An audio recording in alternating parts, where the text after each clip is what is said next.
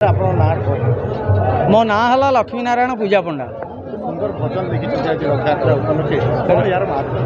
रथ यात्रा उपलक्षे बर्तमान मु प्रति वर्ष गोटे गोटे भजन प्रभु आदेश लिखुची आ छाड़ुची आपण चैनल माध्यम आपण मानक बहुत खुशी करुचे गीत निज लेखा निज स्वर निजे ही लिखी गाई। एटा रथ यात्रा जो चारि दुआर खोलला तारी ऊपर लिखाई खोलिला चारि दुआर भक्त हेले आनंदित हरिहर जम्भेश्वर गड़िला तांकर रथ। खोलिला चारि दुआर भक्त हेले आनंदित हरिहर जम्भेश्वर गड़िला तांकर रथ। शीतल षष्ठी पर्व होइला जे शेष आरंभ होइला एबे प्रभुंकर जात। आषाढ़ शुक्ल पक्ष द्वितीया तिथि रे प्रभु विजे कले आसी तिनि रथ परे। ताल ध्वजे बलराम नंदी घोषे जगन्नाथ देवी दलने सुभद्रा जगतर मात।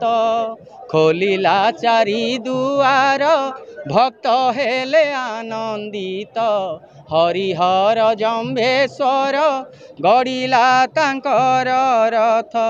काहीं केते धुरु भक्त आसीचंती जाई श्री क्षेत्र रथ यात्रा देखिबार पाई।